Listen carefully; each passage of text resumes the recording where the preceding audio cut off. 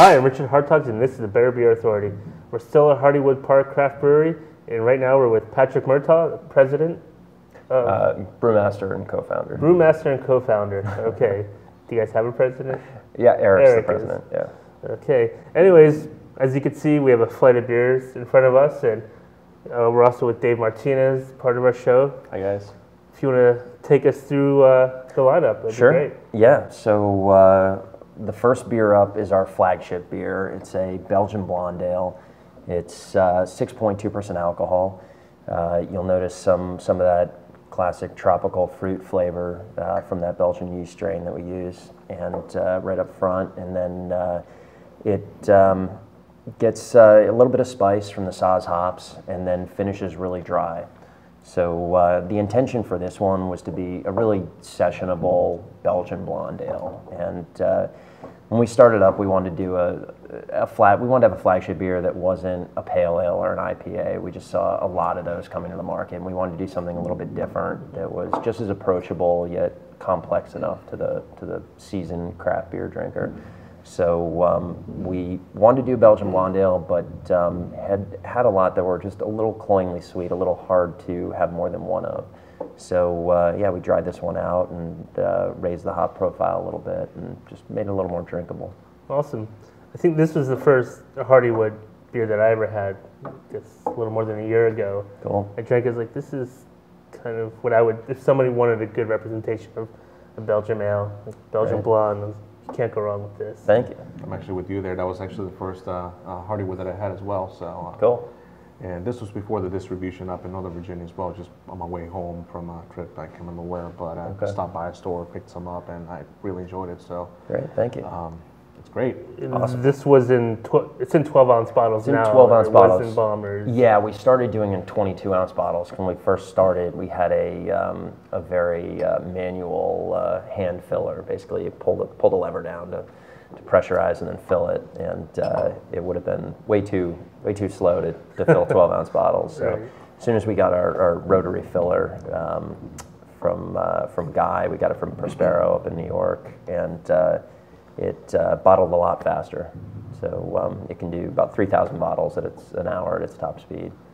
So so yeah, that got us into 12-ounce bottles and 6-packs. Awesome. All right, let's go to beer number 2. All right, so beer number 2 is our sort of spring Reserve Series beers. So each one of our Reserve Series beers uses at least one local ingredient or locally sourced ingredient. So in this particular one, the local ingredient is lemongrass. And so it's Spice Saison. It's our lowest ABV Reserve Series beer at about 4.5%. And we got a lot of complexity in it, one from the Saison yeast strain that we used, and also from the spices. We use peppercorns, star anise, and then this local lemongrass. It smells real earthy. And I did read the label beforehand. Okay. And I was like, star anise, I think that's a licorice flavor. Yeah, you kind of it's very subtle. Yeah. We didn't want to overdo it with the spice. Just wanted something that was really sessionable and had a little complexity to it.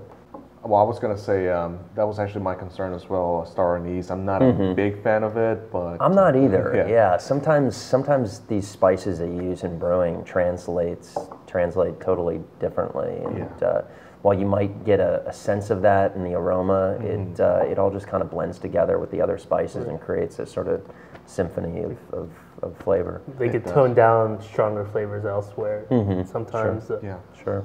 It's a great beer. It's excellent. Thank you. And when this is released, it's a 750? It's it's 750 milliliter. It used to be a cork-top bottle. We just started switching to caps. Most of our Reserve Series beers were really meant to be drank fresh, and so we wanted to encourage people to not maybe cellar it. So anything from our Hopler to the Saison Rustica are beers you really want to drink as quickly as possible. Is that why you changed the cork? Yeah. People have a... Well, so yeah, it's just a perceived thing that, at first we thought the cork just gave a nicer presentation for the Reserve Series beers. Right. We put a lot more expense into making them. We charge a little bit more for them, so we wanted the presentation to be nicer. But we found that people were just holding on to them, cellaring them, and they're beers. Most of them are beers that generally aren't meant to be laid down. So if you guys cellar this one, you're not going to get that dark fruit that you're hoping for. The bourbon's not going to come out because there is none. Yeah. Drink it. It's actually really good right now. Yeah. Thank you. I mean, this came out maybe a month ago. It came out about a month ago. Yeah, so but we've been making it for a few weeks in a row. So let's go to the third beer.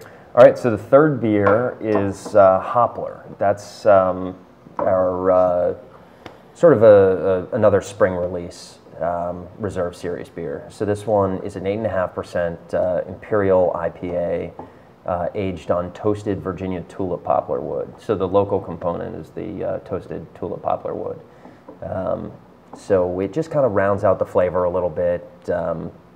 There's enough residual sweetness in there that it's not overwhelmingly hoppy or bitter, but the toasted tulip poplar wood kind of rounds out those flavors with some toasty vanilla kind of character. Any thoughts on this one, Dave? Actually, this was the second Hardywood that I had, and Cool. to be honest, the first time I had it, I was not that big of a fan. Okay. I don't know what, I can't even tell you what exactly put me off originally, but I'm enjoying this. I mean, Cool. I had it when I visited you guys about 2-3 weeks ago, and Nice. I had it on tap, and it was very good. Great. Enjoying it now Thank too, you. so it's great. Thanks. Yeah, and this one, I guess hadn't been refrigerated that long, and we pulled this out of the bottle. Yeah, it's a little warmer. I think Yeah. the rest, but it really comes out more. I've had this on tap, and I bought a bottle when it got released in Northern Okay. Virginia. And, I usually like my beers colder than most people, but this Yeah. is really good. At Yeah, this it's not bad. temperature. It brings out some of that woody character to it. Definitely. This one was actually rated a 99 by the brothers on Beer Advocate. Did you send them a bottle? Or We sent them a bottle. Yeah, Okay. occasionally we'll send them some bottles of our beer to Cool. rate and sort of get their feedback. Nice. And this also comes in a 750. It does, yeah. Like all our other Reserve Series beers, it comes in a 750 and now a capped bottle. Now, I have one question that wasn't in the interview Okay. prior that we just did. So this singles in a 12-ounce bottle. It is. Two of the beers we don't have are in front of us, the Capitol Trail Pale Ale and the Cream Ale are in 12-ounce cans. Yeah. And then the Great Return is in a 16-ounce can. Yep. And you have the 750 bottle. So yeah, how so was we- that in the production? It's the brew well, house? I guess we never really intended to do cans or thought it might be an option down the road when we got a canning line.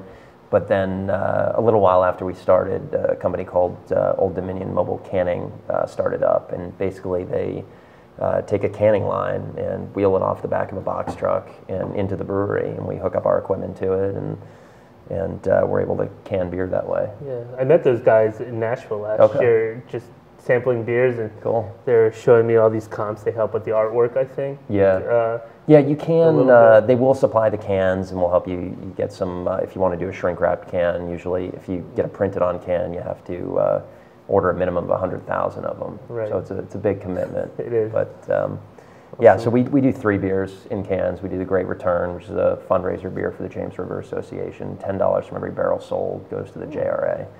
And the name The Great Return refers to the return of the Atlantic sturgeon to the James River, which it had been absent from for the past 70 years. And due to the efforts of the conservationists, they've started to come back in pretty big numbers. And then the Capitol Trail canned beer is a fundraiser beer for the Capitol Trail Foundation, which is building a running and biking trail between Richmond and Williamsburg. And then the Cream Ale is a canned beer that we had always said we wanted to do a cream ale if we could do a canned beer, just because the first canned beer ever sold was sold in Richmond in 1935. So we wanted to do kind of a tribute beer to that Kruger's Cream Ale. I really like how you guys keep everything local with meaning. Yeah, Really yeah, cool. we like to sort of tie into the community a little bit. Wish you guys were here when I was going to VCU Oh, yeah. over a decade ago. Yeah. Well, let's get into the last beer. Okay, so the last beer is, we're calling it Accomplice Porter. We've sort of been working through some names for this one. This is actually, we're doing a collaboration with Cigar City that's coming out in October is the plan right now. So this was one of our trial batches for that. It was a big big Imperial milk stout, chocolate Imperial milk stout. And so this is a beer we made with the second runnings of that beer. So all those leftover sugars that we didn't extract when making the Imperial Stout, we brewed this porter with. So we call it Accomplice Porter. Nice. So it's a big sort of chocolatey porter. Awesome. So this is a good reason to come down to the brewery, get a beer like this that's not yet in production or in bottles, and you get the leftovers of another beer, and you can see how nothing goes to waste. Yeah, we like to try out a lot of recipes, and we have a 20-gallon pilot system. So our brewers, we have a really talented brewing team, and they're constantly coming up with new recipes and trying things out in our 20-gallon system, and then we'll all sort of sit around and try them and give our feedback, and they'll go back to the drawing board and brew them again on the 20-gallon system, and then if we all agree it's a beer to scale up, we'll put it onto the 20-barrel system. Nice, I like this. It's good. I'm trying to put my thoughts around some of the flavors. Yeah. Something's telling me I like it. Yeah. I'm not it's kind of a big malty, again, chocolatey kind of. It is. It finishes dry, but not in the chalky dryness for me. It smells toasty. Yeah. Probably like a little bit of roast. Toasted coffee. Yeah. Sure. What's the ABV on this one? It's about 5%. Okay. It's very good. Very good. Thanks. Awesome. Well, that's it for the tasting video. Patrick, thank you for having us. And thanks for coming out. I'm happy to. Cool. Come down to Hardywood. It's a really cool place. Hope to spend more time after the cameras shut off and finish these beers. For Dave Martinez, I'm Richard Hartog, and this is your Better Beer Authority.